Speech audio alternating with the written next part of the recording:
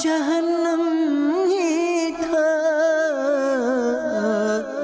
میں تو جاتا مجھے سرکار نے جانے نہ دیا۔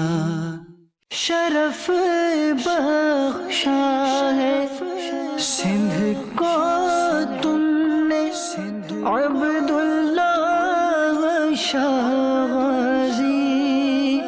شرف بخشا ہے سندھ کو تم نے، عبداللہ شاہ غازی۔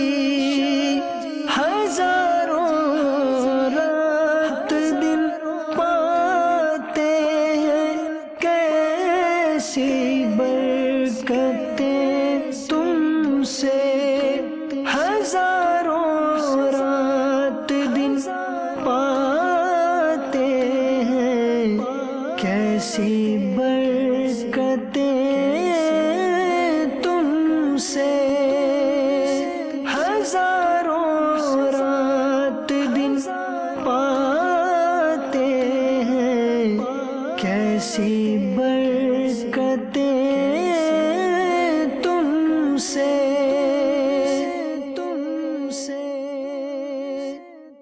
الحمدللہ رب العالمین والصلاة والسلام علی سید المرسلین، اما بعد فاعوذ باللہ من الشیطان الرجیم، بسم اللہ الرحمن الرحیم۔ پڑھیے، الصلاة والسلام علیک یا رسول اللہ وعلی آلک واصحابک یا حبیب اللہ۔ الصلاة والسلام علیک یا نبی اللہ وعلی آلک واصحابک یا نور اللہ۔ میٹھے میٹھے اسلامی بھائیوں، مدنی چینل کے ناظرین، درود پاک پڑھنے کے بے شمار فضائل و برکات ہیں اور بہت خوبصورت احادیث فضائل درود میں ملتی ہیں۔ نبی پاک کی جو حدیث آج میں نے بیان کرنی ہے، اتنی کمال کی حدیث ہے کہ اس حدیث میں جہاں درود پاک کے فضائل کے بارے میں پتہ چلتا ہے، وہاں انشاءاللہ عقیدے کے حوالے سے بھی بہت کچھ سیکھنے کو ملے گا۔ میرے آقا علیہ الصلوۃ والسلام کا فرمان عالی شان ہے، ان اللہ وکلا بقبری ملکن۔ اللہ کے حبیب فرماتے، بے شک اللہ عز و جل نے ایک فرشتہ میری قبر پر مقرر فرمایا ہے۔ نبی پاک کے روضے پر ایک فرشتہ ہے، اس کی ڈیوٹی کیا ہے ذرا سنیے گا۔ آقا فرماتے ہیں، اعطاہ اسماء الخلائق، اللہ تعالیٰ نے اسے تمام مخلوق کی آواز سننے کی طاقت عطا فرمائی ہے۔ صرف انسانوں کی نہیں، ساری مخلوق کی آواز وہ سن لیتا ہے۔ اور کتنی دور سے سن لیتا ہے؟ آج کلفٹن کراچی میں بیٹھے ہیں، یہاں بیٹھ کر درود پاک پڑھیں، فرشتہ مدینے میں ہماری آواز کو سن لیتا ہے۔ آگے سنیے، میرے آقا فرماتے ہیں، فلا یصلی علی احد الی یوم القیامہ۔ آقا فرماتے ہیں، پس قیامت تک جو کوئی مجھ پر درود پاک پڑھتا ہے، اب وہ فرشتہ کیا کرتا ہے، الا ابلغنی اسمہ و اسم ابی، کہ وہ فرشتہ جو ہے مجھے اس کا اور اس کے والد کا نام پیش کرتا ہے اور کہتا ہے، ھذا فلان ابن فلان قد صلی علیک، یا رسول اللہ فلاں بن فلاں نے آپ پر درود پاک بھیجا ہے۔ اب یہ ایک حدیث پاک ہے، لیکن بہت خوبصورت باتیں اس سے سیکھنے کو مل رہی ہیں۔ ایک عشق والی بات، ایک عقیدے والی بات۔ اب ذرا مجھے بتائیے کہ نبی پاک علیہ الصلوۃ والسلام کے روضے پر مقرر فرشتے کی سماعت کا عالم کیا ہے؟ کراچی سے درود پاک پڑھیں وہ مدینے میں سنیں، افریقہ سے پڑھیں وہ مدینے میں سنیں، امریکہ یورپ میں کوئی بیٹھا درود پاک پڑھے وہ فرشتہ وہاں سن لے۔ ذرا سوچئے کہ اس کی سماعت، لسننگ پاور کا عالم کیا ہے۔ اور صرف سنتا نہیں، سن کر پہچان بھی لیتا ہے پڑھنے والا کون ہے، اس کے والد کا نام کیا ہے۔ تو جب نبی پاک کے روضے پر موجود فرشتے کی سماعت اور علم کا عالم یہ ہے، تو وہ آقا جو نبیوں کے بھی آقا ہیں، فرشتوں کے بھی آقا ہیں، جو جبریل امین کے بھی آقا ہیں، ان کی سماعت اور ان کے علم کا عالم کیا ہوگا۔ حدیث پاک سے ہمارا یہ عقیدہ ثابت ہو رہا ہے، جو جھوم جھوم کر صلاۃ و سلام میں ہم پڑھتے ہیں، دور و نزدیک کے سننے والے وہ کان، کان لعلے کرامت پہ لاکھوں سلام. سبحان اللہ. نبی پاک پھر کیوں نہ سنیں جب آقا کے در پر موجود فرشتے کو اللہ نے اتنی طاقت دے دی. ایک بات تو یہ. اب دوسری عشق والی بات ہے. نبی ہم ادھر درود پڑھیں ادھر ہمارا نام اور ہمارے والد کا نام بارگاہ رسالت میں پیش کیا جاتا ہے.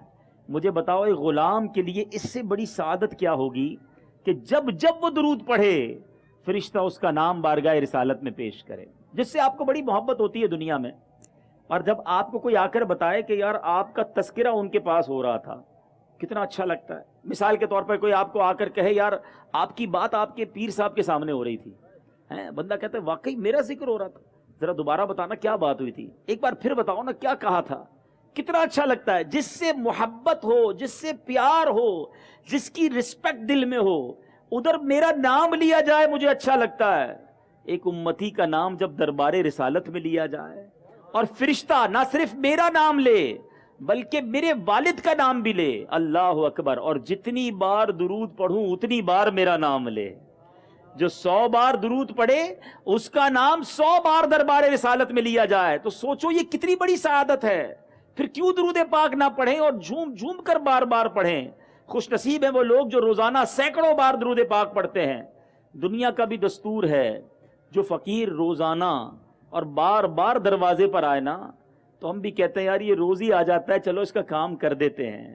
جس کا نام روز دربار رسالت میں لیا جائے اور کئی 100 بار لیا جائے, کبھی تو نبی پاک فرمائیں گے کہ چلو آج اپنے غلام کی بگڑی بنا دیتے ہیں. یہ روز ہمیں یاد کرتا ہے, آج اس کا کام کر دیتے ہیں. اور یاد رکھو نبی پاک کی ایک توجہ کی دیر ہے, آقا کی ایک بار نگاہ کرنے کی دیر ہے. وہ شاعر لکھتے ہیں نا, یاد رکھو اگر اٹھ گئی ایک نظر, یاد رکھو اگر اٹھ گئی ایک نظر, جتنے خالی ہیں سب جام بھر جائیں گے, سارے کام سدھر جائیں گے. نبی پاک کی ایک نگاہ پڑھنے کی دیر ہے. اور وہ کیسے پڑھے گی؟ درود پاک کی کثرت کیجئے. نبی پاک کی نگاہ عنایت حاصل کرنے کا بہترین طریقہ درود پاک ہے. اے سیدی عبداللہ شاہ غازی رحمۃ اللہ تعالی کے عرس پر آنے والے عاشقان اولیاء جو یہاں موجود ہیں اور جو مجھے مدنی چینل پر سن رہے ہیں, فیضان اولیاء لینا ہے, اولیاء کا فیضان اپنے دلوں پر داخل کرنا ہے تو نبی پاک پر درود پاک پڑھنا شروع کیجئے. کیونکہ اولیاء کرام کا انداز بھی یہی تھا, ان کی زندگی بھی ذکر و درود کرتے گزری ہے. مگر بدقسمتی سے معذرت کے ساتھ دیکھا یہ گیا ہے کہ کئی شہروں سے سفر کر آنے والے, میلوں دور سے آنے والے عرس کی برکتوں کے لیے آتے ہیں, مگر یہاں آ کر ذکر و درود نہیں بلکہ فضول کاموں میں لگ جاتے ہیں. بعض اوقات تو بد نصیب ایسے بھی ہوتے ہیں جو آتے تو عرس میں ہیں مگر ان کی فرض نماز بھی قضا ہو جاتی ہے. ارے جس کے قدموں میں آئے ہو سوچو تو صحیح, ان کی زندگی میں نماز تو دور کی بات ہے, ان کی تہجد قضا نہ ہوتی, ان کے نوافل نہ چھوٹتے تھے, اور ہم ان کے عرس میں آئیں اور فرض نماز قضا ہو جائے. اس سے بڑی بدقسمتی کیا ہوگی؟ اللہ کرے کہ اولیاء کرام کے دربار میں بھی جائیں اور ان کے طریقے پر عمل کرنے والے بھی بن جائیں, اولیاء کرام کے نقش قدم پر چلنے والے بن جائیں.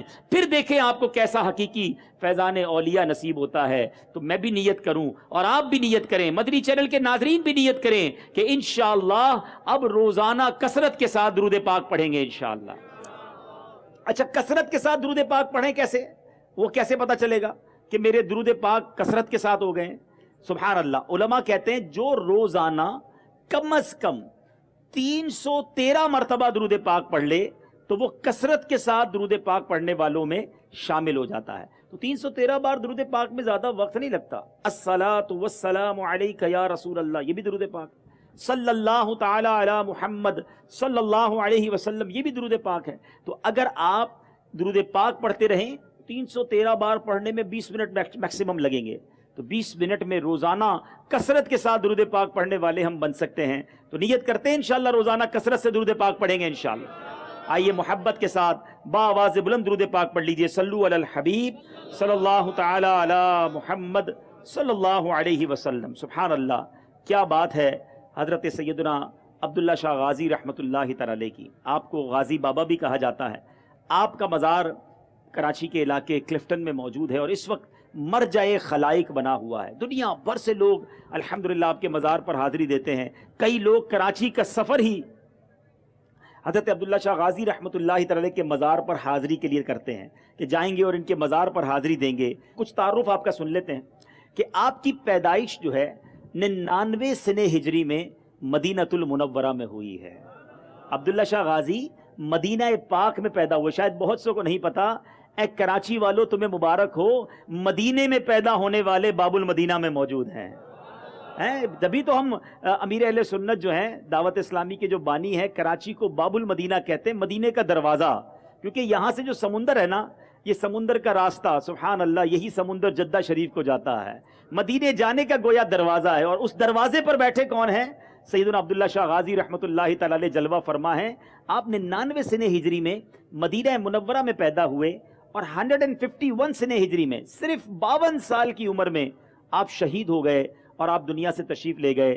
اسی مقام پر جہاں ہم بیٹھے ہیں اس زمانے میں, بلکہ جو بزرگ بیٹھے ہیں وہ بھی جانتے ہیں 30 40 50 سال پہلے بھی یہاں کوئی آبادی نہیں تھی. یہاں سمندر تھا, پہاڑ تھے اور ریت تھی.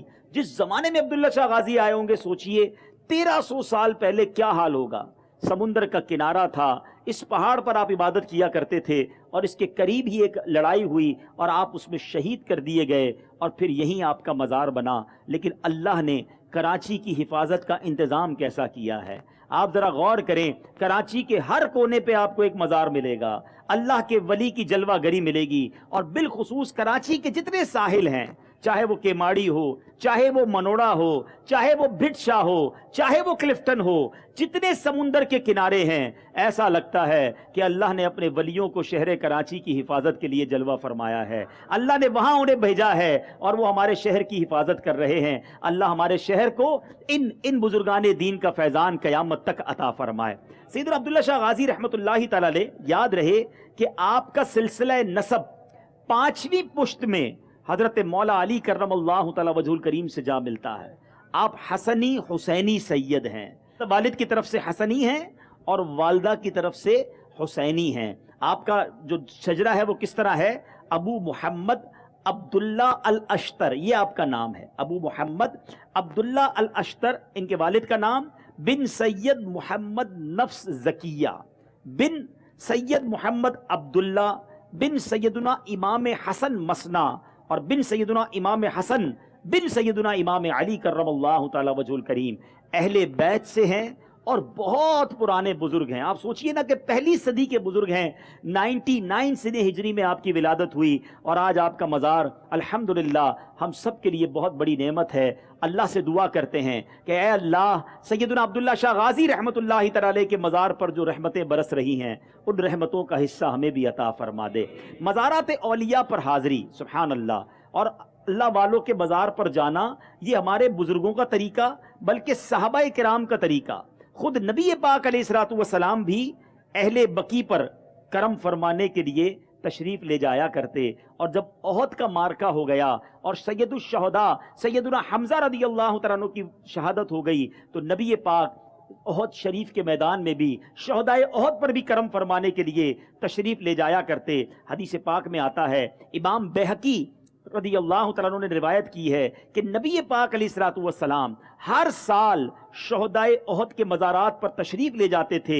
یہی معمول حضرت ابو بکر, حضرت عمر, حضرت عثمان اور حضرت علی کا رہا, اور بی بی فاطمہ بھی وہاں جا کر دعا کیا کرتی. حضرت سعد بن ابی وقاص بھی دیگر صحابہ کرام کے ساتھ ان کے مزارات پر سلام کرتے اور اپنے ساتھیوں سے فرماتے, ان حضرات کو سلام کرو جو تمہارے سلام کا جواب دیتے ہیں.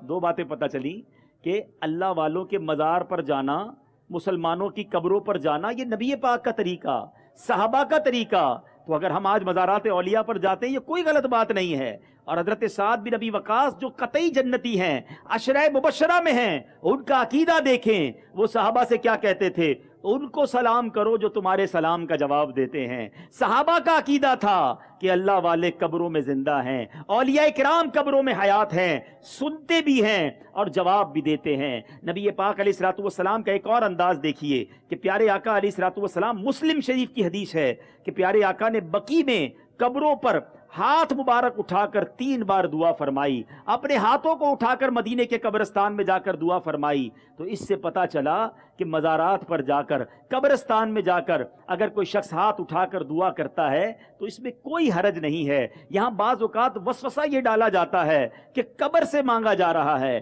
نہیں جناب، ہم اللہ والوں کی بارگاہ میں جا کر اللہ سے مانگتے ہیں اور ان کا وسیلہ پیش کرتے ہیں۔ تو بہرحال یہ بھی نبی پاک کا انداز مل گیا۔ اور اب آئیے، سبحان اللہ، امام غزالی جو بہت بڑے امام، صوفیوں کے بہت بڑے امام، تصوف کے امام مانے جاتے ہیں، مناج العابدین میں کیا لکھتے ہیں؟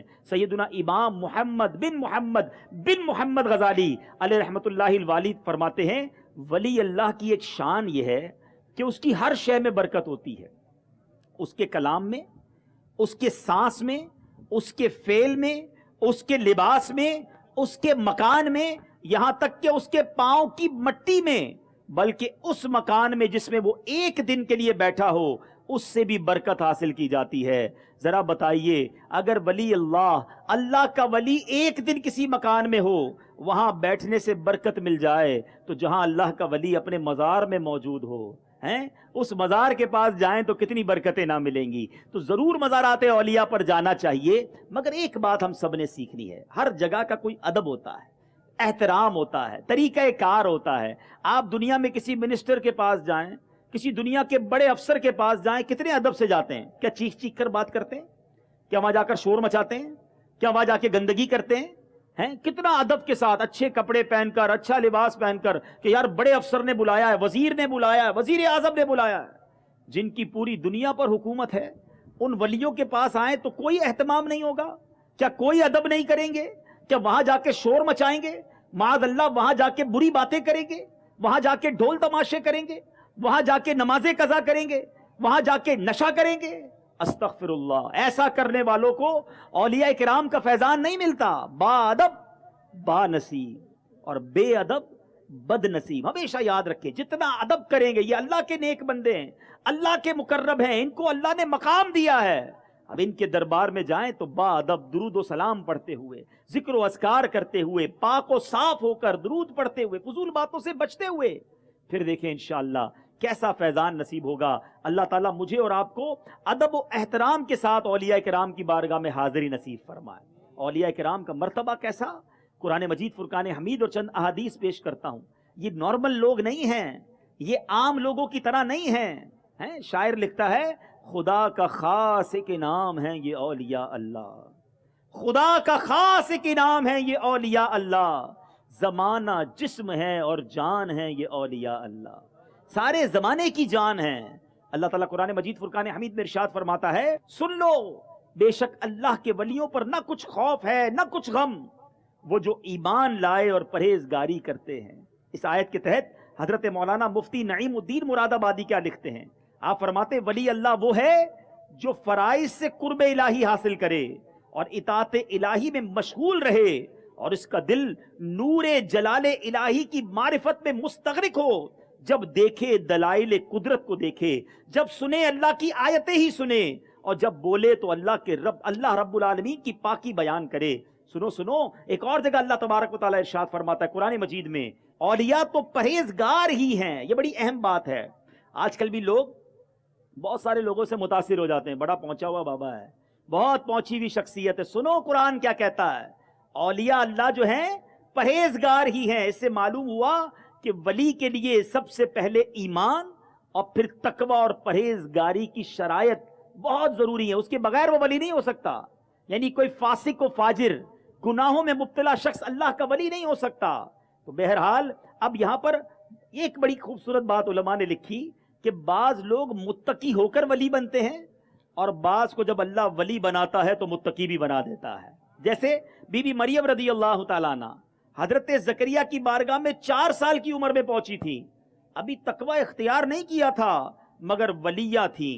حضرت آدم علیہ السلام پیدائش سے پہلے متقی نہ بنے تھے مگر ابھی پیدا نہ ہوئے تھے، خلیفۃ اللہ بنا دیا گیا تھا، پہلے ہی فیصلہ ہو گیا تھا۔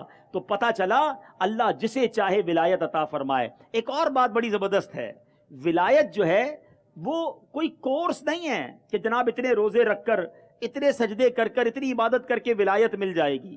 ولایت عطائی ہے، اللہ جسے چاہے عطا فرمائے۔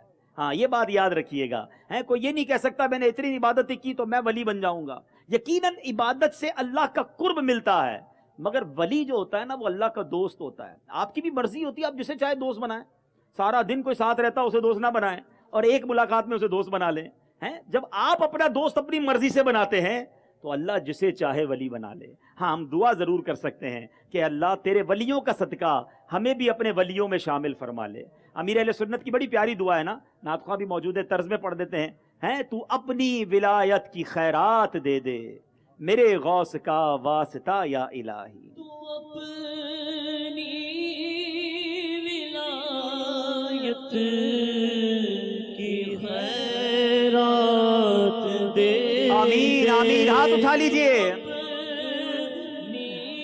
ولایت کی خیرات دے دے میرے غوث کا واسطہ یا الہی، میرے غوث کا واسطہ یا الہی۔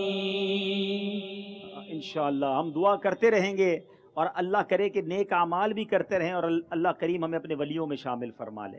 اب آئیے کچھ اولیاء کرام کے بارے میں، سبحان اللہ، ایسی ایسی باتیں اولیاء کرام کے بارے میں احادیث میں موجود ہیں اور ایسے خوبصورت اقوال موجود ہیں کہ پڑھتے جائیں تو ان سے مزید محبت بڑھ جاتی ہے۔ سبحان اللہ، بخاری کی حدیث سناتا ہوں۔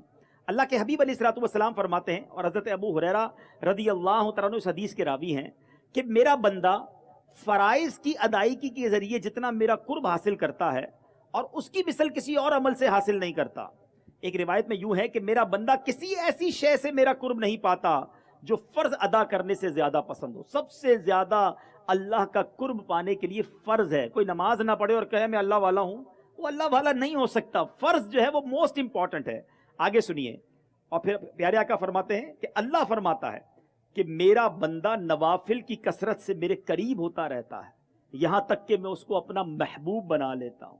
سنو، جب کوئی اللہ کا محبوب بن جاتا ہے پھر اسے کیا ملتا ہے؟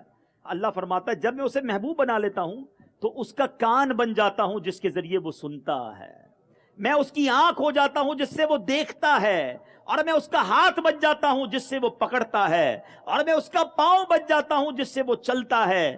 اگر وہ مجھ سے مانگے تو میں ضرور دیتا ہوں، اور مجھ سے پناہ طلب کرے تو میں اسے پناہ دیتا ہوں، اور مجھے کسی کام میں تردد نہیں جسے میں کرتا ہوں۔ اللہ اکبر، ذرا سنو، ایسا مرتبہ ہو جاتا ہے۔ علماء نے اس حدیث کی شرح میں لکھا کہ جب بندہ اللہ کی یاد میں فنا ہو جاتا ہے تو اب دیکھتا بھی اللہ کے نور سے ہے، سنتا بھی اللہ کے نور سے ہے، ہاتھ اٹھاتا ہے تو اللہ کا نور شامل ہوتا ہے۔ اللہ اکبر، یہ اولیاء اللہ کو مرتبہ حاصل ہو جاتا ہے جب وہ رب کے محبوب بن جاتے ہیں۔ سنو، کرامتوں کے بارے میں لوگ بعض اوقات کنفیوز ہوتے ہیں۔ قرآن و احادیث میں جا بجا اولیاء کرام کی کرامتیں موجود ہیں۔ قرآن جس نے پڑھا ہے وہ جانتا ہے۔ حضرت زکریا کے دور میں حضرت مریم کے بارے میں یہ واقعہ موجود ہے کہ آپ کو محراب کے اندر بے موسم کے پھل ملا کرتے۔ قرآن میں ان کی کرامت کا ذکر موجود ہے۔ جس نے قرآن کچھ پڑھا ہوگا اسے یہ بھی پتا ہے حضرت سلیمان کے دور میں جب ایک تخت بلقیس کو لانا تھا تو انہی کے قوم کے ایک فرد نے پلک جھپکتے سے پہلے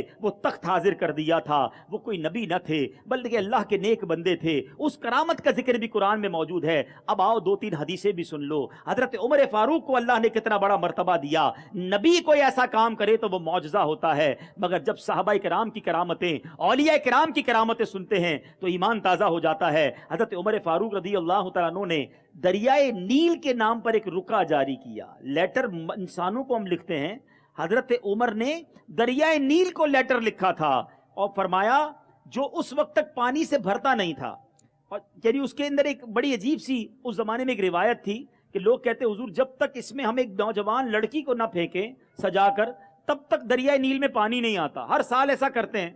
آپ نے فرمایا اس سال ایسا نہیں ہوگا۔ آپ نے ایک لیٹر لکھا، اور آپ نے کیا لکھا اس لیٹر میں کہ اے دریائے نیل، اگر تو اپنی مرضی سے چلتا ہے تو بے شک خشک رہ جا، اور اگر ہمیں تیری ضرورت نہیں ہے اور اگر تو اللہ تعالیٰ کی مرضی سے چلتا ہے تو میں اللہ سے دعا کرتا ہوں کہ وہ تجھے جاری فرمائے۔ یہ رکا ڈال کر دریائے نیل میں ڈال دیا گیا۔ اللہ اکبر، جیسے ہی دریائے نیل میں وہ لیٹر ڈالا گیا دریائے نیل پانی سے لبالب ہو گیا۔ طغیانی آ گئی۔ وہ دن ہے، آج کا دن ہے، مصر چلے جاؤ، 1400 سال ہو گئے ہیں دریائے نیل بھرا ہوا ہے، وہ خشک نہیں ہوتا ہے، اب کسی لڑکی کو اس دریا میں ڈالنے کی ضرورت نہیں ہے۔ سبحان اللہ، ان کے لیٹر کی یہ طاقت تھی۔ جب تو شاعر لکھتے ہیں نا، چاہیں تو اشاروں سے اپنے کایا ہی پلٹ دے دنیا کی۔ اللہ والوں کی شان کیسی ہے؟ چاہیں تو اشاروں سے اپنے کایا ہی پلٹ دیں دنیا کی۔ یہ شان ہے ان کے غلاموں کی، سرکار کا عالم کیا ہوگا؟ نبی پاک کی تو شان ہی کچھ اور ہے، آقا کے غلاموں کا عالم یہ ہے کہ اشاروں سے دنیا کی کایا کو پلٹ دیں۔ بہرحال اب ایک اور خوبصورت بات کہ نبی پاک علیہ الصلوۃ والسلام فرماتے ہیں کہ بے شک اللہ کے کچھ بندے ایسے ہیں کہ نہ وہ نبی ہیں نہ شہید ہیں، لیکن قیامت کے دن اللہ عز و جل ان کو ایسا مرتبہ دے گا، حدیث کا مضمون ہے کہ انبیاء اور شہداء بھی اس پر رشک کریں گے۔ ایک شخص نے عرض کی کہ حضور ان کے اعمال ہمیں بھی بتائیے، اتنا بڑا مرتبہ قیامت کے دن؟ تو آپ نے فرمایا یہ وہ لوگ ہیں جو بغیر کسی رشتہ داری یا لین دین کے محض اللہ کی رضا کے لیے آپس میں محبت کرتے ہیں۔ اللہ کی قسم ان کے چہرے روشن ہوں گے، وہ نور کے ممبروں پر جلوہ گر ہوں گے۔ جب لوگ خوف میں مبتلا ہوں گے تو انہیں خوف نہ ہوگا، جب لوگ غمگین ہوں گے تو انہیں غم نہ ہوگا۔ اے میرے میٹھے اسلامی بھائیوں، کیا اس کا وصف پتا چلا؟ ان کا کمال کیا ہوگا؟ رشتہ داری نہیں، دنیاوی لین دین نہیں ہوگا، مگر پھر بھی ایک دوسرے سے محبت کرتے ہوں گے۔ پتا چلا کہ مسلمانوں سے اللہ کی رضا کے لیے محبت کرنا یہ اللہ کو کتنا پسند ہے۔ مگر آج مال و دولت کی وجہ سے، رنگ و نسل کی وجہ سے، زبان اور شہر مختلف ہونے کی وجہ سے مسلمان سے لڑتا ہے، مسلمان کو حقیر جانتا ہے۔ یہ میری بولی بولنے والا نہیں ہے، یہ میرے قبیلے والا نہیں ہے، یہ ہمارے شہر والا نہیں ہے، یہ غریب ہے، میں امیر ہوں، میری ذات بڑی بلند ہے، میرا خاندان کچھ اور ہے۔ یہ اسلام نہیں ہے۔ اے نبی پاک کا کلمہ پڑھنے والوں، اے اولیاء کرام کی محبت کا دم بھرنے والوں، اے اولیاء کرام کے مزارات پر آنے والوں، آج یہ بات اپنے دل پر بٹھا کر جانا ہے کہ جس مسلمان کو جانے نہ جانے، جس کا کوئی ہمارے ساتھ تعلق نہ ہو، اس سے بھی محبت کریں، اس کی بھی عزت کریں، کسی کو تکلیف نہ پہنچائیں۔ یاد رکھیے، کسی مسلمان کو تکلیف پہنچانا یہ اللہ کو کتنا ناپسند ہے، اللہ کے حبیب کو کتنا ناپسند ہے۔ سنو میرے آقا فرماتے ہیں، من آذا مسلمن، جس نے کسی مسلمان کو تکلیف پہنچائی۔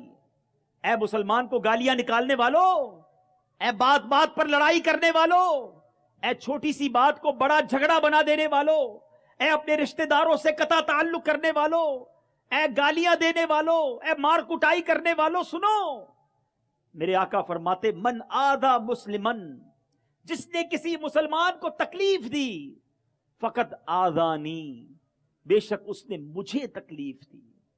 اور آقا آگے فرماتے، ومن آذانی فقط آذ اللہ، اور جس نے مجھے تکلیف دی تحقیق اس نے اللہ کو تکلیف پہنچائی۔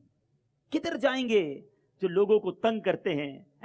چوری کرنے والے، ڈاکہ ڈالنے والے، ظلم کرنے والے، زمینوں پر اور مالوں پر قبضہ کر لینے والے، سوچو یتیموں کا مال کھا جانے والے، بہنوں کا حصہ نہ دینے والے، سمجھتے دنیا میں میرا کوئی نہیں بگاڑ سکتا، میں بڑا مرتبے والا ہوں، اپنے قبیلے کا سردار ہوں، میں اپنے محلے کا بڑا ہوں، میرے آگے کوئی بات نہیں کر سکتا، میں مالدار ہوں، یہ میرا نوکر ہے۔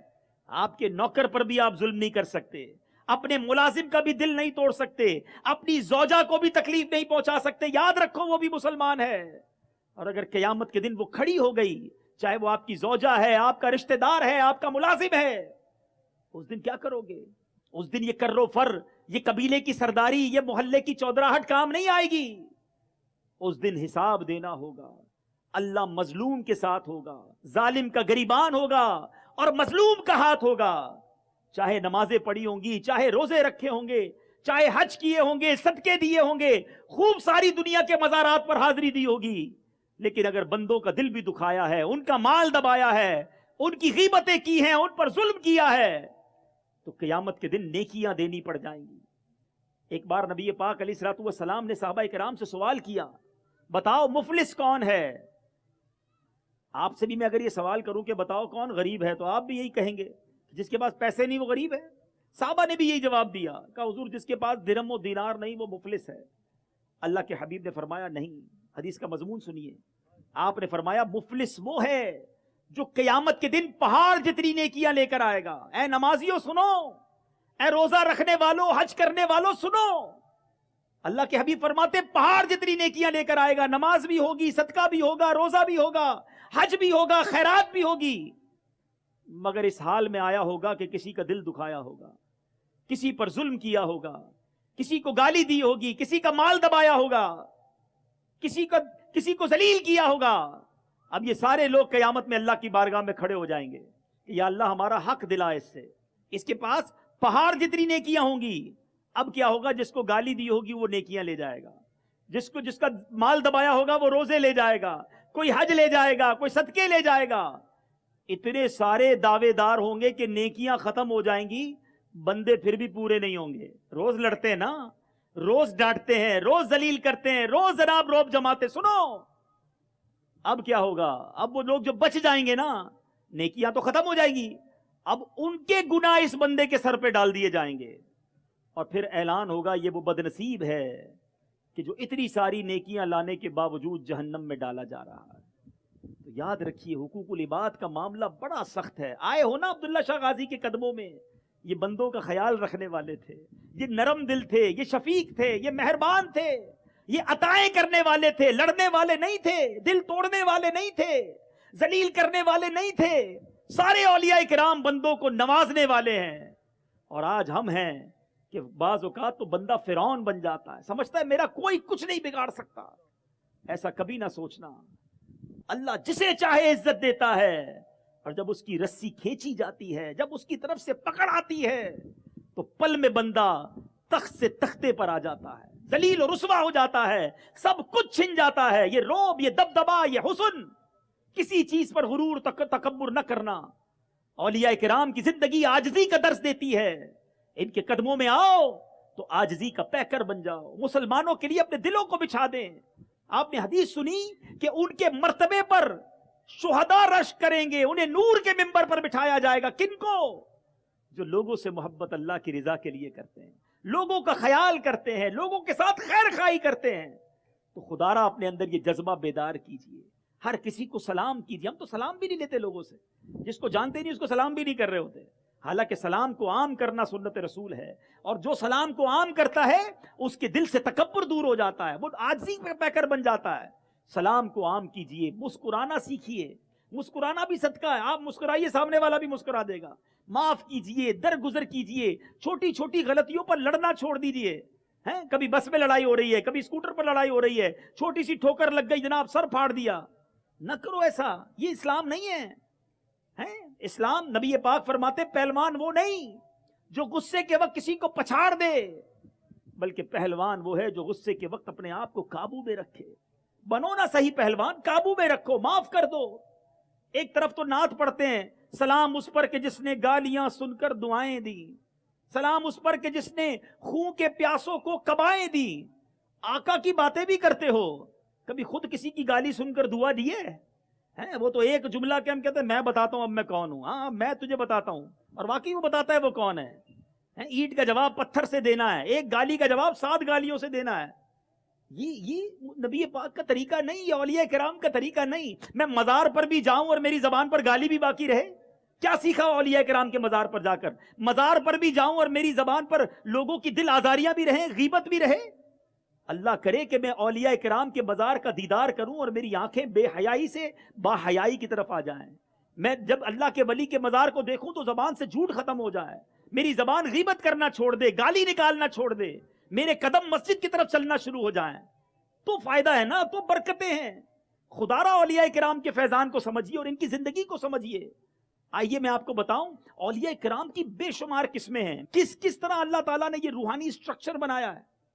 یاد رہے اقطاب یہ کتب کی جمع ہے، اور کتب اللہ کے ایسے عظیم الشان ولی کو کہتے ہیں جو پورے زمانے میں ایک ہی ہوتا ہے، اسے غوث بھی کہتے ہیں۔ اور کتب اللہ کا نہایت ہی مقرب اور اپنے زمانے کے تمام اولیاء کا آقا ہوتا ہے، سبحان اللہ۔ اس کے بعد دوسرے نمبر پر آئمہ، یہ ہر دور میں صرف 2 ہوتے ہیں، ایک کا صفاتی نام عبد الرب اور دوسرے کا صفاتی نام عبد الملک ہوتا ہے۔ یہ دونوں کتب کے وزیر ہوتے ہیں، اور کتب کے انتقال کے بعد اس کے خلیفہ ہوتے ہیں، سبحان اللہ۔ پھر اوتاد، یہ ہر دور میں صرف 4 ہوتے ہیں، اور اللہ ان چاروں کے ذریعے چاروں جہتیں، چاروں جو ڈائمنشنز ہیں، مشرق مغرب جنوب شمال، اس کی حفاظت فرماتا ہے. اور ان کے صفاتی نام عبد الحی، عبد العلیم، عبد القادر اور عبد المرید ہوتے ہیں. ابدال یہ ہر دور میں 7 ہوتے ہیں. ان کے ذریعے اللہ تعالیٰ 7 زمینوں کی حفاظت فرماتا ہے. ان میں سے ہر ایک کے لیے ایک زمین ہوتی ہے جہاں اس کی ولایت ہوتی ہے. یہ بالترتیب 7 انبیاء کرام کے قدم پر ہوتے ہیں. حضرت ابراہیم خلیل اللہ، حضرت موسیٰ کلیم اللہ، سیدنا ہارون، سیدنا ادریس، حضرت یوسف، حضرت سیدنا عیسیٰ روح اللہ اور حضرت سیدنا آدم صفی اللہ علی نبینا علیہ الصلوۃ والسلام کے قدم پر ہوتے ہیں. اس کے بعد نقبا، یہ ہر دور میں 12 ہوتے ہیں. ان میں سے ہر نقیب آسمان کے 12 برجوں میں سے ایک ایک برج کی خاصیتوں کا عالم ہوتا ہے. اس کے بعد نجبا ہوتے ہیں، یہ ہر دور میں 8 ہوتے ہیں، اس سے کم یا زیادہ نہیں ہوتے. اللہ اکبر. پھر رجبی ہوتے ہیں، یہ ہر دور میں 40 ہوتے ہیں. قلب آدم کے مطابق یہ ہر زمانے میں 300 ہوتے ہیں. قلب نوح علیہ الصلوۃ والسلام کے مطابق یہ ہر دور میں 40 ہوتے ہیں. قلب ابراہیم کے مطابق یہ ہر زمانے میں 7 افراد ہوتے ہیں. قلب جبرائیل کے مطابق ان کی تعداد ہر دور میں 5 ہوتی ہے. اسی طرح قلب میکائیل علیہ السلام کے مطابق یہ ہر زمانے میں 3 ہی ہوتے ہیں. قلب اسرافیل کے مطابق یہ ہستی ہر دور میں ایک ہی ہوتی ہے. رجال الغیب یہ 10 اولیاء کرام ہوتے ہیں جن میں کمی بیشی نہیں ہوتی. مظہر قوت خداوندی ہر دور میں یہ 8 افراد ہوتے ہیں. یہ ایک ایسا اسٹرکچر ہے، یہ ایک ایسا روحانی سلسلہ ہے جو پوری دنیا میں ان کا فیضان اور یوں سمجھیے کہ نظام ان کے ہاتھ میں ہے. جس طرح ہمارے ملکوں کے اندر صدر، وزیر اعظم، وزرائے اعلیٰ، پھر جناب اسمبلی کے ممبر، پھر منسٹر ہوتے ہیں، یہ ایک ملک کا نظام چلانے کے لیے ہوتے ہیں. ساری دنیا کا نظام اللہ نے اولیاء کرام کے ہاتھ میں اس طرح دیا ہے. اور اسی پر بس نہیں ہے، اس کے علاوہ بھی اولیاء کرام کی بے شمار قسمیں ہیں. الہیون، رحمانیون، رجال الغنی باللہ، بدلا، رجال الاشتیاق، ملامتیہ، فقراء، صوفیاء، عباد، زہاد، شہداء، صالحین، قانتین، صادقین، حامدین، ذاکرین، صابرین، واصلین، علماء، اخیار، کرماء. اللہ اکبر. یہ علماء کرام کا ایک ایسا اسٹرکچر ہے. اللہ پاک ہمیں ان اولیاء کرام کی برکت نصیب فرمائے اور ہمیں بھی اپنی ولایت کی خیرات سے نواز دے. تو بہرحال جو میں بات کر رہا تھا کہ ہمیں اللہ کے بندوں کے ساتھ اچھا رہنا، اس کی ایک اور وجہ بھی ہے. جتنے سارے آپ نے نام سنے، منسٹر کے بارے میں تو پتہ چل جاتا ہے کہ یہ فلاں منسٹر ہے، یہ وزیر اعلیٰ ہے کیونکہ اس کا نام اخبار میں بھی آ گیا اور اس کی گاڑی کے آگے جھنڈا بھی لگ گیا. اولیاء کرام کی کوئی نمبر پلیٹ نہیں ہوتی ہے. اولیاء کرام کے بارے میں پتہ نہیں چلتا کہ یہ اللہ کی بارگاہ میں کتنا بڑا مرتبے والا ہے. ہو سکتا ہے ہمارے اس پنڈال کے اندر بھی اللہ کا کوئی بہت بڑا ولی بیٹھا ہو اور اس کا یہ جو ہم نے اسٹرکچر پڑھا ہے پتہ نہیں اس کا کیا مرتبہ ہو. اور بعض اوقات تو اللہ کے ولی کو بھی پتہ نہیں ہوتا کہ میں اللہ کا ولی بن گیا ہوں. ٹھیک ہے نا. تو اللہ نے اپنے اولیاء کو اپنے بندوں میں چھپا کر رکھا ہے، اس لیے ہر کسی کی عزت کرنی ہے. ہو سکتا ہے میرا ملازم ہی اللہ کی بارگاہ میں بڑا پہنچا ہوا ہو اور میں اس کا دل توڑ دوں. ہیں کبھی کسی کو ذلیل نہ کریں، کبھی کسی کی دل نہ توڑیں. ہمیں نہیں پتا کہ جس سے میرا تعلق ہے، میں جس سے بات کر رہا ہوں، جو پھٹے پرانے کپڑے پہنے، بال بھی پرا گندہ ہے. حدیث کے الفاظ ہیں کہ کچھ، حدیث کے مضمون ہے کہ کچھ پرا گندہ بال، میلے کچیلے کپڑے والے ایسے لوگ بھی ہوتے ہیں کہ جن کو کوئی دعوت میں بھی نہیں بلاتا، جو چلے جائیں تو کوئی یاد بھی نہیں کرتا، مگر اللہ کی بارگاہ میں وہ مرتبہ ہوتا ہے کہ قسم کھا لیں تو رب ان کی قسم پوری فرماتا ہے. ہم نہیں جانتے. سب کی عزت کرو، سب سے پیار کرو، کیونکہ ہمیں نہیں معلوم. بالکل اسی طرح ہمیں کوئی نیکی بھی نہیں چھوڑنی چاہیے. لوگ کہتے ہیں نا چھوٹی سی نیکی ہے نا، مستحب ہی ہے نا، چھوڑ دو، سنت ہی ہے نا. اب تو معاذ اللہ نیا کانسیپٹ بن گیا ہے کہ لوگ کہتے ہیں سنت ہے چھوڑ دو، گناہ تو نہیں ہے. ارے اللہ کے بندو، نبی پاک کے طریقے کو چھوڑو گے، سنت کو چھوڑو گے تو چھوٹی نیکی کو بھی نہ چھوڑیں، کیونکہ ہمیں نہیں پتا کہ اللہ کی رضا کس میں ہے. پتھر اٹھانے والے کی مغفرت کے واقعہ سنا ہے نا، پیاسے کتے کو پانی پلانے والے کی بھی مغفرت ہو گئی نا. نیکی تو چھوٹی سی تھی مگر اللہ نے اسی پر بخش دیا. وہ نقطہ نواز ہے. شاعر لکھتے ہیں نا، تو کریم ہی جو ٹھہرا تو کرم کے کیا ٹھکانے، تو کریم ہی جو ٹھہرا تو کرم کے کیا ٹھکانے، تو نوازنے پہ آئے تو نواز دے زمانے. اللہ کس بات پر نواز دے ہم نہیں جانتے. تو چھوٹی نیکی بھی چھوٹی سمجھ کر نہ چھوڑیں.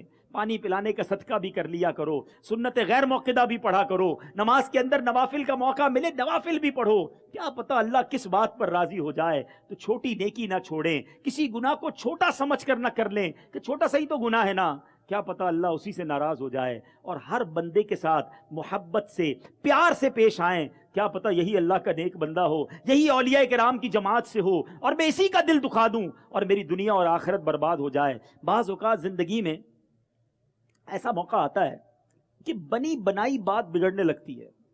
یہ غور کیجئے گا، کسی کا کاروبار بڑا اچھا چل رہا ہوتا ہے، فیملی میں کوئی بھی بیمار نہیں ہوتا، بڑی سکھ کی زندگی ہوتی ہے، اور اچانک ایک ایک کر کے چیزیں خراب ہونے لگتی ہیں، کاروبار تباہ، نوکری چھوٹ گئی، قرضہ بڑھ گیا، گھر میں بیماری، ایکسیڈنٹ ہو گیا۔ کچھ لوگوں کو دیکھا ہر دوسرے چوتھے دن بیچاروں کی موٹر سائیکل گر جاتی ہے، ایک بیماری سے نکلتے دوسری بیماری۔ بے شک یہ آزمائشیں بھی ہو سکتی ہیں، مگر غور کرو کسی کا دل تو نہیں دکھا دیا، کسی پر ظلم تو نہیں کر دیا، کسی کی ہائے تو نہیں لے لی۔ یاد رکھو، کسی کی ہائے لگ جائے نا، کسی پر ظلم کر دے اور مظلوم کے دل سے دعا نکل جائے تو یہ بندے کو برباد کر دیتی ہے۔ سب کا بھلا، سب کی خیر، زندگی ایسی بنا لو، اولیاء کرام کہا کرتے ہیں سب کا بھلا، سب کی خیر، سب کے بھلے میں اپنی خیر۔ جب آپ سب کا بھلا سوچیں گے نا، آپ کا بھلا ہو جائے گا۔ آپ سب کے لیے اچھا سوچیں، یار یہ اللہ اس کو بھی ترقی دے، اس کا کاروبار بھی بڑھ جائے، اللہ اس کے گھر میں بھی برکت ڈال دے۔ کسی کے گھر میں برکت آتی ہے ہمیں پرابلم شروع ہو جاتی ہے، کوئی ترقی کرتا ہے تو ہماری نیند اڑ جاتی ہے، کوئی نئی گاڑی لے لے تو ہمارا سکون لٹ جاتا ہے۔ یہ کیا ہے؟ یہ حسد کرنا اولیاء کا طریقہ نہیں۔ سب کا بھلا، سب کی خیر، اچھا سوچو لوگوں کے لیے، اللہ تمہارا بھی اچھا کر دے گا۔ جو لوگوں کے لیے برا سوچتے ہیں وہ خود بھی برباد ہو جاتے ہیں۔ تو اے میرے پیچھے اسلامی بھائیوں، آج ہم سب نے یہ ذہن بنا کر اٹھنا ہے کہ ہم نے سب کے لیے پازیٹیو رہنا ہے، سب کے لیے اچھا سوچنا ہے، مسلمانوں پر ظلم نہیں ہونے دینا، ظلم کرنا بھی نہیں ہے، ساتھ دینا ہے سب کا، ہمت بڑھانی ہے دوسروں کی۔ اب آخر میں اپنے بیان کو اختتام کرتے ہوئے ولیوں کے سردار، پیران پیر، پیر دستگیر سیدی غوث اعظم رضی اللہ تعالیٰ عنہ کی زندگی کا ایک واقعہ سناتا ہوں۔ اے اولیاء کرام کو چاہنے والوں، اے اولیاء کرام سے محبت کرنے والوں، اے ان کے مزارات پر جانے والوں، نیازیں کرنے والوں، لنگر کھانے والوں، چادریں چڑھانے والوں، یہ اچھے کام ہیں، شرعی طریقے سے ہوں اچھے کام ہیں، مگر یہی اولیاء کرام کی محبت نہیں ہے۔ ان کی سیرت کو تو پڑھے نا، غوث پاک کے بارے میں سنو کیا آتا ہے۔ غوث پاک رضی اللہ تعالیٰ عنہ کے بارے میں آتا ہے، شیخ محمد بن ابو الفتح ہروی فرماتے ہیں کہ میں نے کچھ راتیں حضور غوث پاک کی خدمت میں رہا۔ ان راتوں میں نے آپ کا یہ معمول دیکھا کہ آپ تہائی رات تک تو نفل پڑھتے، پھر ذکر و اذکار میں مصروف ہو جاتے، پھر کچھ اوراد و وظائف پڑھتے۔ میں نے آنکھوں سے دیکھا کہ آپ کا جسم کمزور ہو جاتا، کبھی صحت مند، کبھی میری نگاہوں سے غائب ہو جاتے، کبھی واپس آ جاتے، پھر قرآن کریم پڑھتے، طویل سجدے کرتے۔ خود غوث پاک فرماتے ہیں میں نے 25 سال تک تنہا بیابانوں میں ریاضتیں کی ہیں، 15 سال تک عشاء کے وضو سے فجر کی نماز ادا کی ہے، اور روزانہ ایک بار ختم قرآن کیا ہے۔ کبھی میں ایک پیر پر کھڑا ہو جاتا، اور ایک رات سیڑھی پر چڑھتے ہوئے میرے نفس نے مجھ سے کہا تم ایک گھڑی بھی آرام نہیں کرتے۔ بس اپنے نفس کی اس بات کو سن کر ایک پیر پر کھڑا ہو گیا اور ایک پیر پر کھڑے ہو کر پورا قرآن پاک ختم کیا۔ اے اولیاء کرام کے چاہنے والوں، پیران پیر کی تو عشاء کے وضو سے فجر پڑھنے کی عادت تھی، اور اللہ کے ولی کے چاہنے والے کو عشاء بھی پڑھنے کی توفیق نہیں، فجر بھی پڑھنے کی توفیق نہیں۔ آپ 15 سال تک روزانہ پورا قرآن پڑھتے رہے، اور ہم پورے سال میں ایک بار قرآن پاک نہ پڑھیں۔ بہت بڑی تعداد وہ ہے جس کو صحیح طریقے سے قرآن پڑھنا بھی نہیں آتا۔ یہ کیسی اولیاء سے محبت ہے؟ وہ ساری زندگی قرآن کا درس دیتے رہے اور ہم ساری زندگی قرآن سے دور گزارتے رہے۔ خدارا آئے ہیں اللہ کے ولی کے قدموں میں، ایک اور نیت کر کے جاؤ کہ آج کے بعد ہماری کوئی نماز قضا نہیں ہوگی۔ ایسا نہیں، ایسا نعرہ لگائیں کہ شیطان بھی ادھر سے دور بھاگ جائے۔ نیت کریں آج کے بعد ہماری کوئی نماز قضا نہیں ہوگی، ہم قرآن پاک روزانہ پڑھیں گے انشاءاللہ۔ کیسے پڑھیں گے میں بتاتا ہوں، گھبرائیے نہیں۔ ہو سکتا ہے کئی میرے بھائی ایسے ہوں جو کہیں یار نیت تو کروا لی، مولانا صاحب نے پڑھنا تو آتا نہیں۔ کوئی بات نہیں، آپ کی دعوت اسلامی آپ کو طریقہ بتاتی ہے۔ الحمدللہ دعوت اسلامی نے پوری دنیا میں مدرسے بنائے، بچوں کے لیے الگ بنائے، بڑوں کے لیے الگ بنائے۔ بچوں کے مدرسے دن میں، بڑوں کے مدرسے شام میں، رات میں، مسجد کے اندر، جس کو مدرسۃ المدینہ بالغان کہا جاتا ہے۔ کوئی فیس نہیں ہے، بچے بھی نہیں ہوں گے تاکہ آپ کو شرمندہ نہ ہو۔ بڑی عمر کے لوگ آتے ہیں، 15-20 منٹ, آدھا گھنٹہ آپ روزانہ دے دیں. اپنے محلے میں کسی بھی قریبی مسجد میں پوچھ لیں کہ وہ دعوت اسلامی والوں کا مدرسہ کب لگتا ہے, وہ کوئی مغرب میں لگا رہا ہوگا, کوئی عشاء میں. آپ جائیں قاعدہ لے کر, آپ کو خود قاعدہ بھی وہ فری میں دے دیں گے, اور پڑھیں. تھوڑے دن لگیں گے, آپ کے تلفظ ٹھیک ہو جائیں گے اور آپ قرآن پڑھنے لگ جائیں گے. سبحان اللہ. جب تک سیکھتے رہو گے نا, اس وقت سے ثواب شروع ہو جائے گا. حدیث پاک کا مضمون ہے, میرے آقا فرماتے تم میں بہترین وہ ہے جو قرآن پڑھے اور دوسروں کو پڑھائے. تو پڑھنے والے بن جائیں یا پڑھانے والے بن جائیں.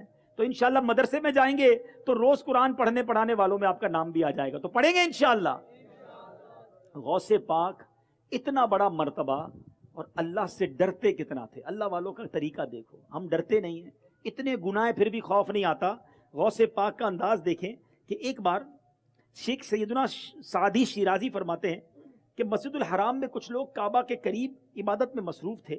اچانک انہوں نے ایک شخص کو دیکھا جو دیوار کعبہ سے لپٹ کر رو رہا ہے, اور اس کے لبوں پر یہ دعا جاری ہے کہ اے اللہ پاک, اگر میرے اعمال تیری بارگاہ کے لائق نہیں تو بروز قیامت مجھے اندھا اٹھانا. لوگوں نے کہا یہ کیسی دعا کر رہے ہو, بار بار ایک ہی دعا کرے, اے اللہ اگر میرے عمل تیری دربار کے لائق نہیں مجھے اندھا اٹھانا. تو کسی نے کہا اے شیخ یہ کیسی دعا کر رہے ہو, ہم تو قیامت میں عافیت کے طلبگار ہیں, تم اندھا اٹھنے کی دعا کرتے ہو. تو انہوں نے کہا کہ مطلب یہ ہے کہ میرے اعمال اللہ پاک کی بارگاہ کے لائق نہیں, تو میں اندھا اٹھایا جانا اس لیے پسند کرتا ہوں تاکہ مجھے لوگوں کے سامنے شرمندہ نہ ہونا پڑے. علماء جو وہاں موجود تھے وہ متاثر ہو, کہا اپنا نام تو بتائیے. اس شخص نے کہا کہ میرا نام عبد القادر جیلانی ہے, یہ کسی اور کی بات نہیں. پیرانے پیر, پیر دستگیر سیدی غوث اعظم, اتنی نیکیاں, اتنی عبادتیں, اتنی ریاضتیں, اور خوف خدا کا عالم یہ ہے. ہمارے گناہ ہیں کہ ختم نہیں ہوتے, مگر آنکھیں شرم سے جھکتی نہیں ہیں. خوف خدا قریب سے بھی نہیں گزرا. خدا را اپنے اندر خوف خدا پیدا کیجیے. گناہ کرنے سے پہلے اپنے آپ کو جھنجھوڑیے کہ جو میں یہ غلط کام کرنے جا رہا ہوں, جو نماز چھوڑنے کا جی چاہے, معاذ اللہ شراب, نشہ, جوا یا غلط کاموں کی طرف جانے کو جی چاہے, فلمیں ڈرامے دیکھنے کو جی چاہے, بے حیائی کو جی چاہے, تو اپنے آپ سے یہ بات کریں کہ اللہ دیکھ رہا ہے, جو میں کر رہا ہوں یہ رب دیکھ رہا ہے. قرآن مجید فرقان حمید میں ہمیں خود رب عز و جل فرما رہا ہے, اے ایمان والو اللہ سے ڈرو جیسا اس سے ڈرنے کا حق ہے, اور ہرگز نہ مرنا مگر مسلمان. اے کاش آج اللہ کے ولی کے قدموں میں آئے ہیں, ہمیں خوف خدا کی خیرات مل جائے, اللہ سے ڈرنے والے بن جائیں. معاملہ یہ ہے کہ ہم لوگوں سے تو ڈرتے ہیں, بڑا بھائی نہ دیکھ لے, والد صاحب نہ دیکھ لیں, محلے والے نہ پتہ چل جائے ان کو میں کیا غلط کام کر رہا ہوں. مگر چھپ کر غلط کام کرنے والا یہ کیوں نہیں سوچتا کہ جو میں غلط کر رہا ہوں وہ اللہ تو دیکھ رہا ہے, اور بارگاہ میں مجھے اللہ ہی کی پیش ہونا ہے. تو آئیے بس آج سچی نیت کر لیں. مزہ اس بات کا ہے کہ ہم عرس عبداللہ شاہ غازی میں گئے تھے اور بدل کر لوٹے ہیں, نمازی بن کر لوٹے ہیں, عبادت گزار بن کر لوٹے ہیں. جتنے بھائی بیٹھے ہیں نا, اور جو مجھے مدری چینل پر سن رہے ہیں, ہم سب کو پتہ ہے ہم کیا غلط کر رہے ہیں. مجھے کسی کو بتانے کی ضرورت نہیں ہے میں کیا غلط کر رہا ہوں, مجھے پتہ ہے, آپ کو بھی پتہ ہوگا. انسان کی جو غلطیاں ہیں اسے پتہ ہوتی ہیں. بس آج بہترین مقام ہے, اللہ کے ولی کے قدموں میں بیٹھے ہیں نا, تو پکی سچی توبہ کر لیں کہ بس اب گناہوں کی طرف نہیں جانا ہے, اب اللہ کو ناراض نہیں کرنا ہے. انشاءاللہ یہ توبہ کر کے ہمت کر کے جائیں تو انشاءاللہ زندگی بدل جائے گی. اور دعوت اسلامی کا ماحول وہ خوبصورت ماحول ہے جو مجھے اور آپ کو اولیاء کرام کے قدموں پر چلنا کیسے, نقش قدم پر چلنے کا سلیقہ بتاتا ہے. آپ بھی اس ماحول سے وابستہ ہو جائیں. میرے اعمال کا بدلہ تو جہنم ہی تھا, میں تو جاتا مجھے سرکار نے جانے